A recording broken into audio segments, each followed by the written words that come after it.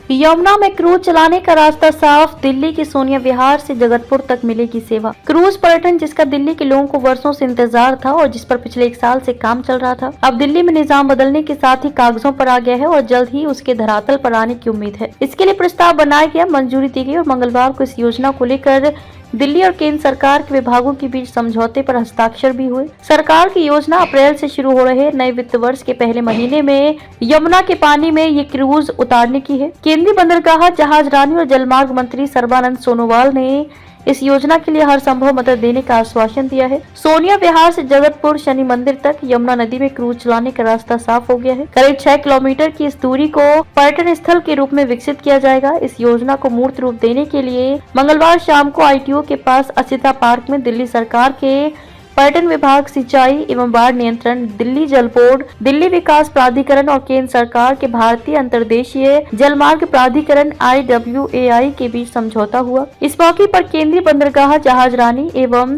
जलमार्ग मंत्री सर्बानंद सोनोवाल, राज्य मंत्री शांतनु ठाकुर, उपराज्यपाल VK सक्सेना, मुख्यमंत्री रेखा गुप्ता, दिल्ली सरकार के मंत्री प्रवेश वर्मा, कपिल मिश्रा, मुख्य सचिव धर्मेंद्र समेत अन्य अधिकारी मौजूद रहे। केंद्रीय मंत्री सोनोवाल ने इस अवसर पर कहा कि केंद्र सरकार ने वर्ष 2016 में यमुना को राष्ट्रीय जलमार्ग 110 घोषित किया था। उन्होंने कहा कि क्रूज पर्यटन और फेरी सेवा की शुरुआत के साथ ही हम दिल्ली में एक नई पर्यावरण अनुकूल परिवहन प्रणाली की नींव रख रहे हैं। उन्होंने कहा कि हम दिल्ली को हर संभव मदद देंगे और जरूरत पड़ने पर यमुना नदी की गहराई भी बढ़ाएंगे। उन्होंने कहा कि प्रधानमंत्री नरेंद्र मोदी के विजन के अनुरूप देश भर में जलमार्गों के पुनरुद्धार पर जोर दिया जा रहा है। इसी कड़ी में यमुना को स्वच्छ और निर्मल बनाने, इसकी सांस्कृतिक विरासत को पुनर्जीवित करने और दिल्ली के पर्यावरण को बेहतर बनाने के लिए ठोस कदम उठाए जा रहे हैं। उपराज्यपाल सक्सेना ने कहा कि यमुना को सालों तक एक नाले के रूप में देखा जाता रहा, लेकिन अब ये सोच बदलेगी। उन्होंने कहा कि अगर ये MOU 1 साल पहले हुआ होता तो आज ये सेवा शुरू हो गई होती। उन्होंने कहा कि लेकिन पहले तत्कालीन मुख्यमंत्री ने इस योजना को खारिज कर दिया। दूसरी बार जब हमने भारतीय नौसेना से बोट लेकर यमुना की गहराई मापने का काम शुरू किया तो तत्कालीन मुख्यमंत्री ने ऐसा नहीं होने दिया। उन्होंने कहा कि यमुना में क्रूज टूरिज्म अभी एक शुरुआत है। आने वाले समय में इस योजना में